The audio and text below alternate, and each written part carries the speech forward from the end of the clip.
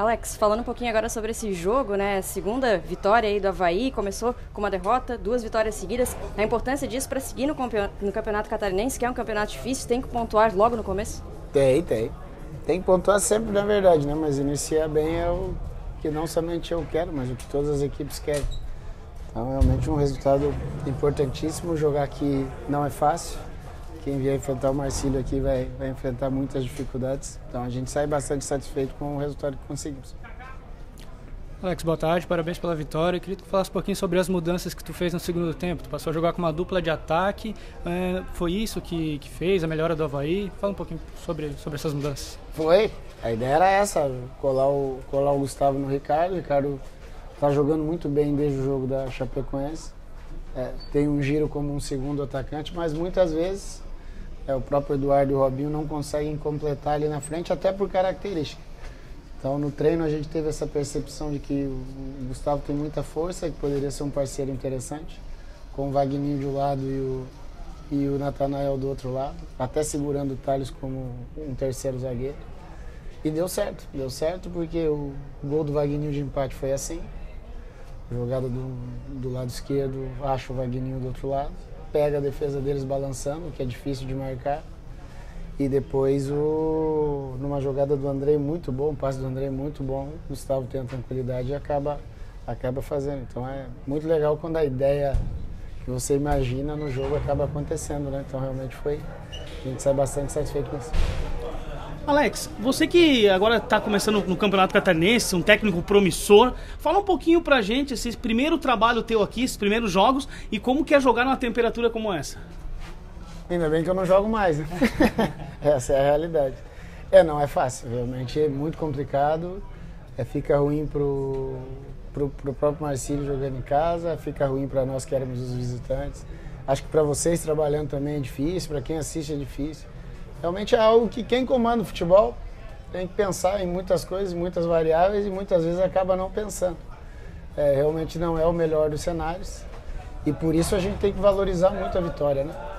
Estava muito quente, criava-se pouco, o jogo fica lento, a coisa não acontece, o ânimo e a parte física vai caindo com o passar dos minutos. E aí a gente toma um gol logo no início do segundo tempo, numa bola parada, e a rapaziada continua com ânimo, continua buscando. As trocas vieram, a rapaziada entrou bem pra caramba, mas realmente não é uma temperatura apropriada para que tenha o melhor futebol, né? Mas infelizmente é o que temos e felizmente a gente conseguiu passar e passar com vitória. Ô Alex, lá no Rio Grande do Sul, o Renato Gaúcho mostra o DVD dele pro pessoal, como ele jogou. Aqui no Avaí, tu já mostrou teu DVD para alguns jogadores? Não, mas eu fui um jogador comum, né? O Renato foi um monstro, então não tenho muito o que mostrar pra rapaziada. Cada um tem a sua qualidade. Eu adoro ouvir o Renato falar, porque eu era criança quando o Renato jogava. Eu, inclusive, já vi o DVD do Renato várias vezes, mas eu não tenho essa capacidade não, até porque eu joguei bem menos que o Renato, então não vai valer a pena para a rapaziada olhar. Alex, falando um pouquinho, né, sobre uma análise mesmo da partida, o time começou perdendo, depois virou o jogo. Quais foram os principais pontos para que isso acontecesse, se vocês saíssem daqui com a vitória? Eu acho que primeiro a disposição dos atletas, insistiram o tempo todo, mesmo com as dificuldades, mesmo com o clima realmente estava muito calor, vocês estavam aqui, vocês viram isso, ainda continua calor. Se nós olharmos o jogo em si, era um jogo muito de meio campo, as coisas não aconteciam, a bola chegava até o Eduardo e o Robinho, mas não passava dali, nós não tínhamos a condição de chegar lá na frente. Eles também jogavam muito em cima de erro nosso, quando nós errávamos eles transitavam.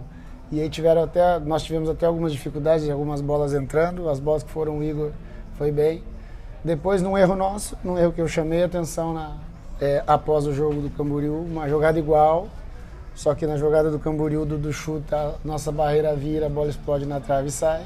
Hoje a nossa barreira vira de novo, a bola dá um bate-rebate na área e eles acabam fazendo o gol. Mas bem distribuído no campo, a rapaziada bem consciente do que tinha que fazer. Construímos os gols, não foram gols ao acaso, a jogada em cima do que a gente imaginou e em cima do que a gente conversou. Então realmente foi um jogo bem disputado, no qual nós nos portamos bem e acredito que nós merecemos a vitória porque o jogo correu para esse lado. Alex, falando um pouquinho sobre o encaixe do meio campo no segundo tempo, tu começou com o Robinho um pouquinho mais pela esquerda, depois ele caiu para dentro, o Eduardo veio, depois com a entrada do Eduardo passou a um 4-1-3-2, me pareceu. Como é que foi esse encaixe na tua visão?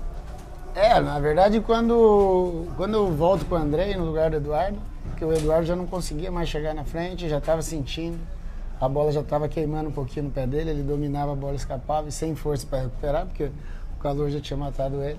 Então a conversa que eu tive com o Andrei na hora dele entrar foi o seguinte: controla bem essa bola que está com espaço. E ele foi até mais feliz porque ele perdeu 2 ou 3 de primeira. Eu até chamei a atenção dele para controlar e na bola do gol ele continuou com confiança e achou o Gustavo de primeira. Então a ideia era os 3 por trás, o Thales, o Rafa e o Felipe, porque eles marcavam só com um e baixavam tudo. E empurrar os laterais, que do lado de cá não era lateral, do lado de cá era um ponta, né? Começa com o Wagner e termina com o Lucas Silva. Então a ideia foi essa, deu certo. É legal quando você imagina alguma coisa e acontece. E mais legal ainda é que a rapaziada está assimilando e tentando fazer aquilo que a gente tem conversado e tem passado para eles. Agora, o pessoal que mandou perguntas aqui, uma vitória importante de virada, principalmente com a melhora da equipe com as alterações, mas o time que iniciou teve erros individuais e no meio campo para recompor. Acredito que você contava com o Ranieri para o jogo de hoje. O quanto ele fez falta no que você havia treinado para a partida? Não, ele não fez falta. Não fez falta porque o Giva entrou bem. Vocês sempre vão me ver aqui valorizar quem entrou. É óbvio, o Ranieri é o titular da posição, mas o Giva jogou e jogou num bom nível. Ajudou bastante. O que aconteceu, a meu ver, é que o Robinho e o Eduardo jogaram muito distantes um do outro. Até conversei no intervalo. Quando um ia para a direita, o outro ia para a esquerda, eles se distanciavam muito. Normalmente os médios têm que jogar mais próximos. É óbvio que o Ranieri sempre vai fazer falta pela qualidade que tem, pela hierarquia que possui dentro do grupo. Mas a partida do Giva foi muito boa e saio bastante satisfeito com a participação dele. Boa tarde, Alex, parabéns pela vitória. Gostaria que tu comentasse sobre a importante participação dos jovens nas últimas partidas e como vem sendo o rendimento deles durante os treinamentos. Está sendo bom, tanto que eles estão sendo colocados dentro de campo, estão tendo os minutos deles, né? É o que eu sempre converso com eles. Nós, brasileiros, temos por uma característica, né? Nós somos educados a colocar o cara como titular ou reserva, né? Isso acontece desde que você tem 4, 5 anos e a criancinha vai jogar lá qualquer esporte. E o que eu tenho tentado passar para eles é o seguinte: nós temos um grupo. Às vezes o jogador vai jogar 70, outro vai jogar 20, às vezes o cara joga 90, outro joga 5. O importante é que os minutos que você tiver em campo, você entenda bem aquilo que está sendo treinado, aquilo que está sendo pedido. Uma coisa que eu faço questão é de treiná-los todos igual, né? Porque a hora que entrar e precisar chamar a atenção de alguma coisa, eles já estão sabendo. Então, independente se é o Ricardo e o Robinho que são mais velhos, ou o Anthony que está treinando com a gente lá, o Henrique que está treinando com a gente que são os mais novos, eles estão conscientes e sabem da importância que tem. A hora que forem chamados, eles vão estar prontos, como aconteceu desde a primeira partida. O Ricardo Bueno é um 9 que foge das características tradicionais do atacante de referência. Tem saído da área para dar opção e ajudar na armação do jogo. O quanto disso é da característica do próprio Ricardo e o quanto tem de orientação da comissão técnica para essas movimentações? Percentualmente eu não sei, mas tem de ambos os lados. O Ricardo gosta e é algo que eu também gosto, até para que esse espaço deixado pelo Ricardo seja ocupado por um outro jogador. É óbvio que com o tempo isso vai melhorando. Hoje já fizemos uma situação assim, né? Conseguimos ganhar um jogo num movimento do Ricardo, numa machada do André e num gol do Gustavo. Mas tem de pedido nosso e tem também percentual da própria característica do Ricardo.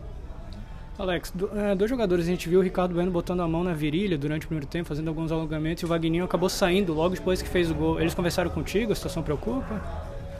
São situações diferentes, né? O Ricardo é mais um cansaço mesmo, no adutor dele, ele próprio, no intervalo eu questionei, ele falou que estava bem para voltar, e ainda bem que voltou, porque jogou muito bem no segundo tempo.